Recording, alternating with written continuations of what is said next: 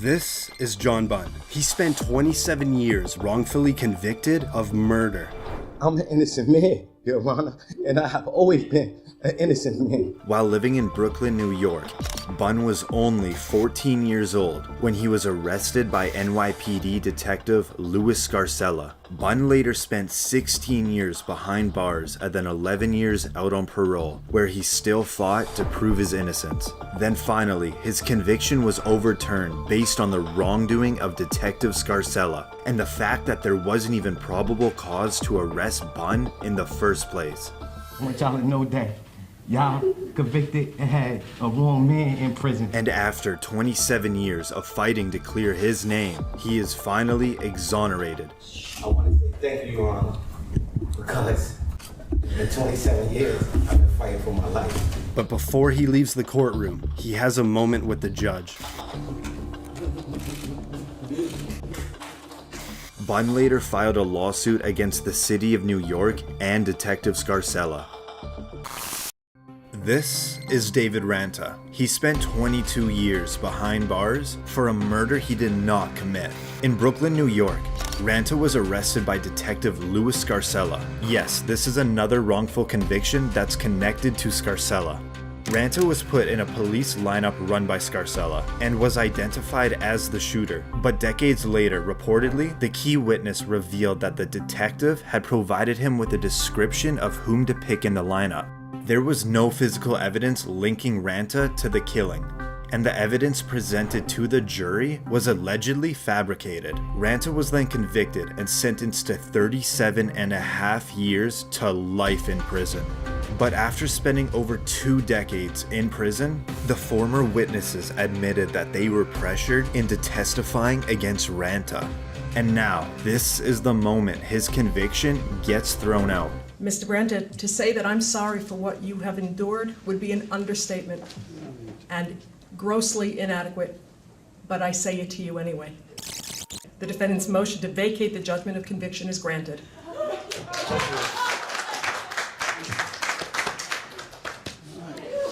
After his handcuffs were removed, he hugged his family. With all he owned thrown over his back, Thank you all. Thank you. he walks out a free man. After his release, he reportedly received $2 million from the state and a $6.4 million settlement from the city of New York. This is Susan Mellon. She was sentenced to life in prison without parole based on an untruthful testimony. She was 42 years old when she was arrested in Los Angeles, California, at a McDonald's while taking her daughter to get a Happy Meal. But that was the last time she would see her child for 7 years, as she was charged for the murder of an ex-boyfriend. You are under arrest now for murder. Please believe me, I wouldn't do that. Mellon's conviction was based solely on an informant who claimed that Mellon had confessed the killing to her.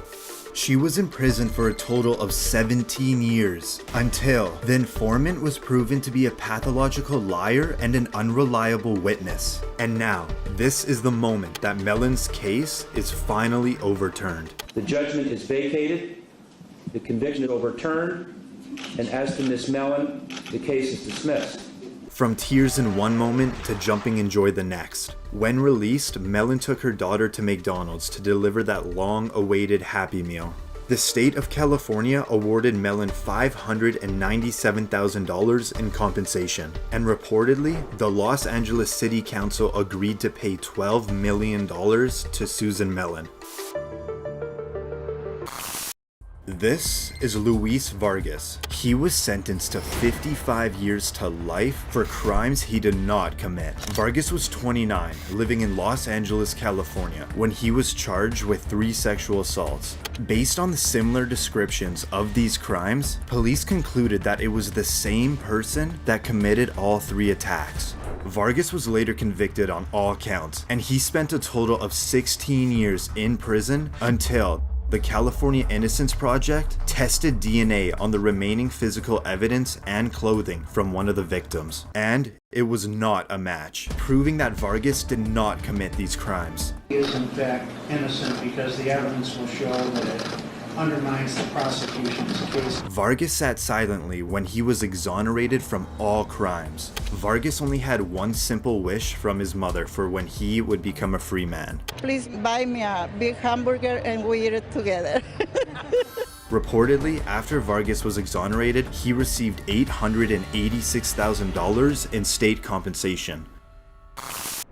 This is Daniel Villegas. He spent 18 years in prison for a double homicide he never committed. In El Paso, Texas, Villegas was arrested at 16, where an El Paso detective reportedly threatened him with beatings and the death penalty if he did not confess. And the teenage Villegas signed a confession that was prepared by the detectives. He tried to withdraw his confession a few hours after, but by then it was too late. He was charged with 2 counts of capital murder. With the false confession being the only piece of evidence, the jury was unable to agree on a verdict. Villegas had a retrial and the jury returned a guilty verdict and he was given a life sentence. After spending 18 years in prison, the verdict was thrown out and Villegas remained out on bond where he got married and started a family. But now we're in the 3rd trial. If the defendant will please stand. This is the moment that Villegas will find out if he'll go home with his family or be sent back to prison to serve his life sentence. The state of Texas versus Daniel Villegas. Verdict form B. We, the jury, find the defendant Daniel Villegas not guilty of...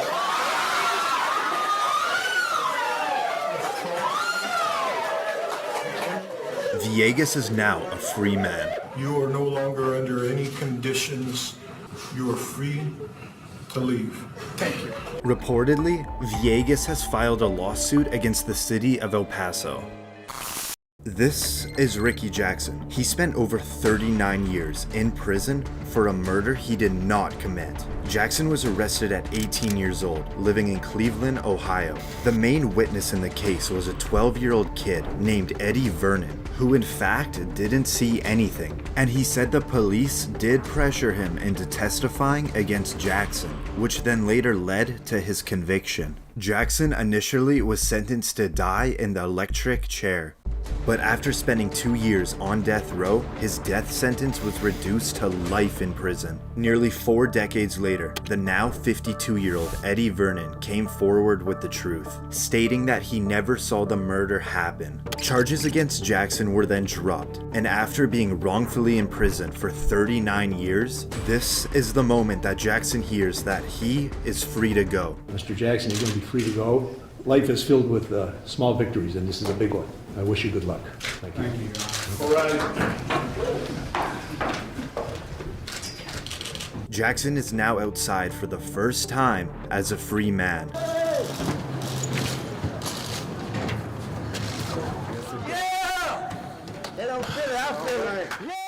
Jackson received $1 million in compensation from the state and an additional $2.65 million for lost income.